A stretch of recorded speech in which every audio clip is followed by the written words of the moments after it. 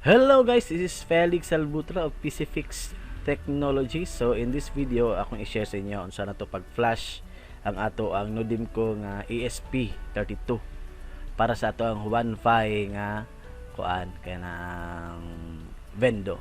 Okay, Wi-Fi piso Vendo. Okay, so recently most of the time akong ginabuhat nga mga setup is katong ginagamit nga mga Nodim ko is katong 8660 to basta mo to siya dayon na kay gusto i-try kay nindot ko na siya specs compared kay dual core man ni siya, so kaning ESP32. So recently nag-search ko, wala kay makita nga comprehensive nga kaning kuan ani ang precise nga paagi sa pag tawag ni pag reflash sa Nodim ko nga ESP32.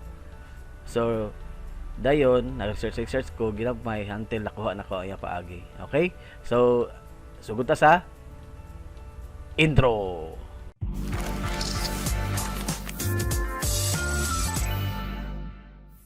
Okay, so ang step 1 guys is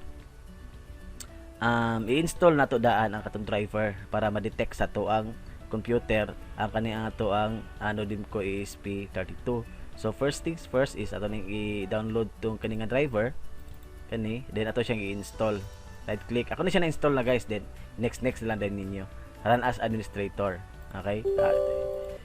Hala iba demo sa inyo ha, para sa inyo halang gid ni. Okay, ready to use. Okay na siya. So once nga imo na siyang i-on guys, ma-install, imo dito isakto imong Nodim ko sa imong computer, i-connect nimo. So gamit ka to micro USB nga kuan connector, dayon dapat diri sa imong device manager makita ang kato imong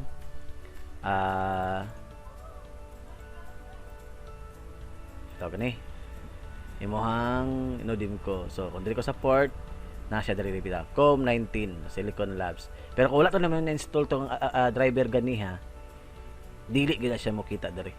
Okay, so once nga nakita siya diha, abanti ta sa step 2. So sa step 2 atong i-open tong ato ang itong Vendo 1.5 dili ko sa 4.2, then sa release LAN based tong gamiton, then ESP32, dayon kini nga start flash. Okay, click mo na, double click. Then diri guys, kung imo babantayan, nana siya COM19 diri. Same pod siya diri dapita COM19. So ang iyang ipa-select sa imo unsa nga port. Okay? So i-type na to COM19. Dayon, connecting na siya. Once nga mag-connecting na siya guys, tuslok ko nimo ning boot sa imong Nodim ko.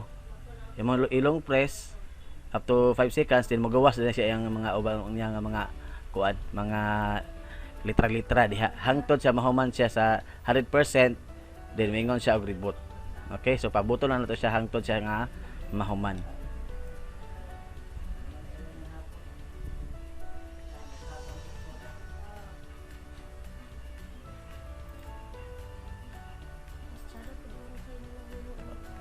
Okay, 97, 100%. So, human na siya guys, hangtod sa mahuman siya sa kuan. Ako i-post balik para short ta og oras.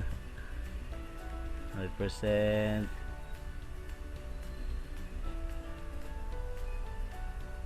Okay, so imo bantayan guys, leaving hard resetting via RTS pin, flash da restart ESP.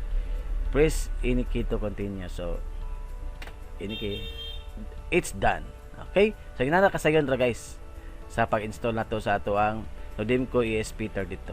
Okay, I hope nga nakatunan nga video, and like and share sa ato ang YouTube channel para sa future na to nga mga tutorials regarding sa computer, printer, Wi-Fi window, internet installation, fiber to the home installation, wireless at iba pa. Okay, thank you, and to God be the glory.